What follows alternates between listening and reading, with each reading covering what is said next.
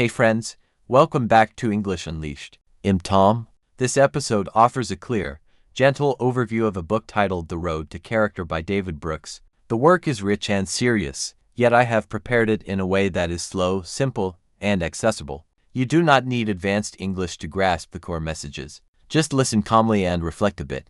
This book is not about money, success, or fame. It is not a guide to becoming wealthy or powerful. Its focus is character, the inner self rather, not outward appearances. Today many people concentrate on outward signs, jobs, titles, wealth, and social following. They worry about how they look to others. But this book invites a different inquiry. It asks about the person you are when no one is watching. The author argues that contemporary life teaches the wrong lessons. We are trained to assemble an impressive resume, to exhibit our skills and talents. Yet we neglect something vital, the cultivation of a good soul. Brooks presents two kinds of lives. One is the resume life, driven by achievement, speed, and victory, with attention to money and fame. The other is the life of character, centered on values, patience, and meaning.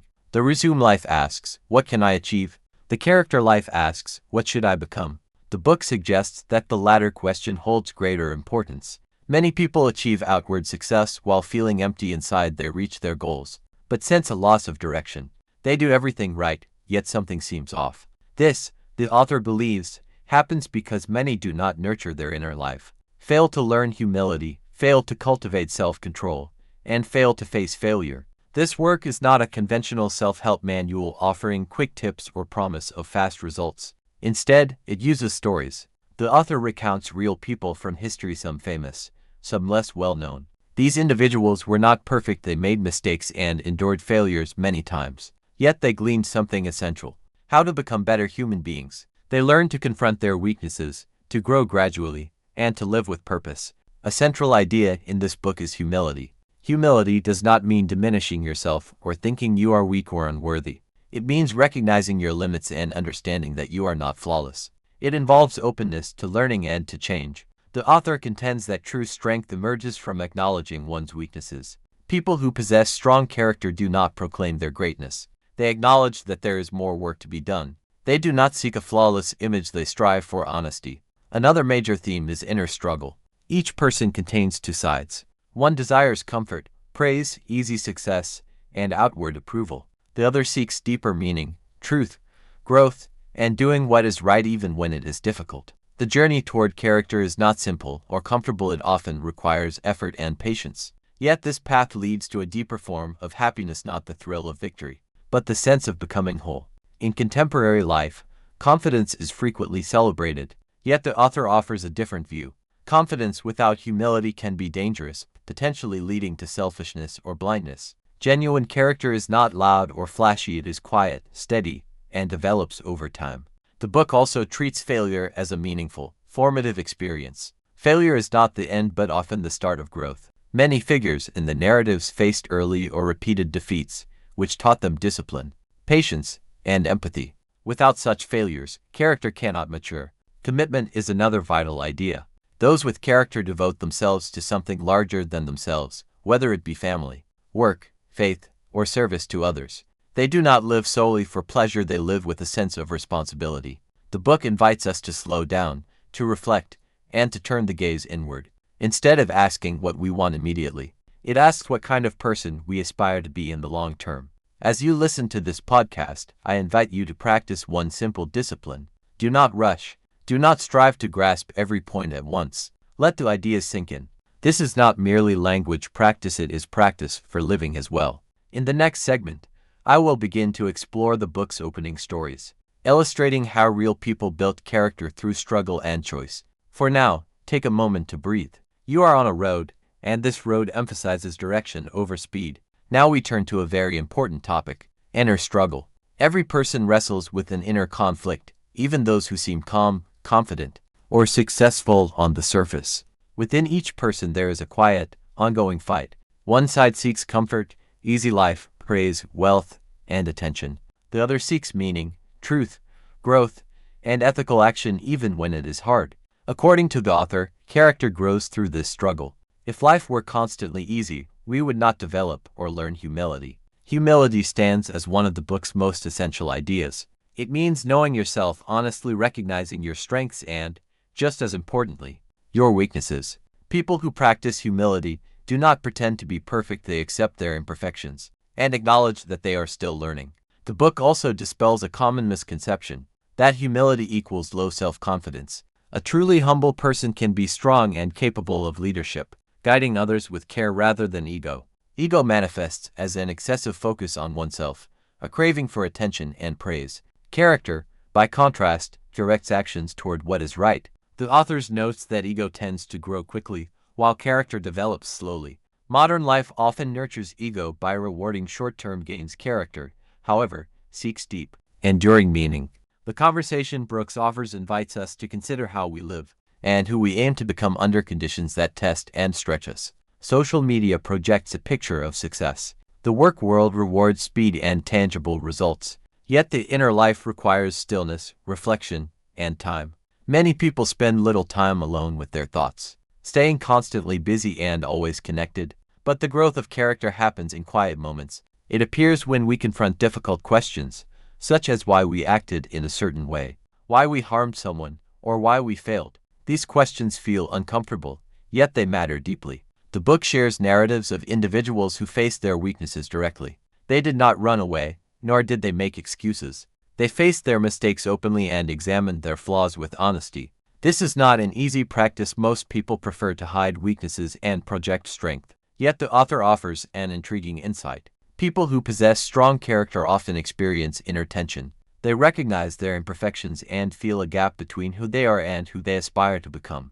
This awareness fosters humility. Rather than boasting, they acknowledge that they have work to do, a realization that helps them become better people. Another crucial theme in the book is discipline. Discipline is not punishment or self-punishment. It means prioritizing long-term good over short-term pleasure, choosing what is right even when it is not enjoyable. People of character learn to govern their impulses. They do not surrender to every desire. They pause, think, and choose with care.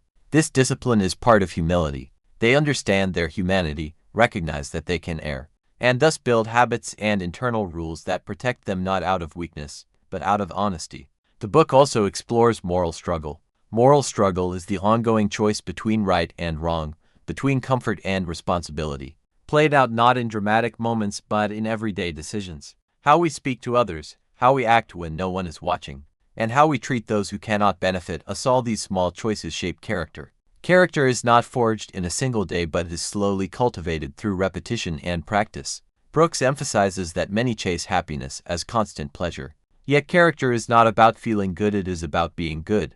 Doing the right thing can feel difficult or lonely at times, but over time it brings a deep, lasting peace, not flashy triumphs or applause, but inner steadiness. This section teaches a vital truth. Character is not built merely by talking about values, it is built by living them. It emerges when we face our inner struggles honestly, acknowledge our weaknesses, and choose growth over comfort.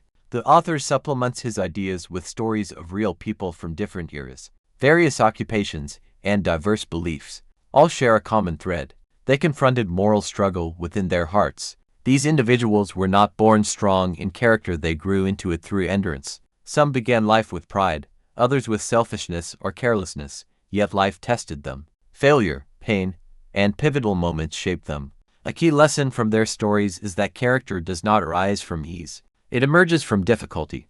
When life becomes hard, we are compelled to look inward, to ask serious questions about our true identity and what matters most. The people in these narratives did not dodge these questions, they faced them with honesty. Moral growth often begins with self-criticism.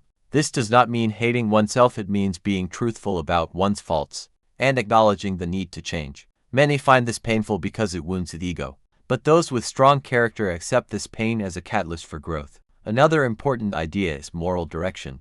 Knowing the kind of person one intends to become, not only what one aims to achieve. People with moral direction hold clear principles, set inner rules, and let these guides steer them when life is confusing. Commitment also plays a central role. In a culture that prizes freedom and endless options, character strengthens through steadfast commitment to people, work, values, or service. Staying committed when circumstances are hard shapes character and keeps promises intact. Patience is another essential lesson.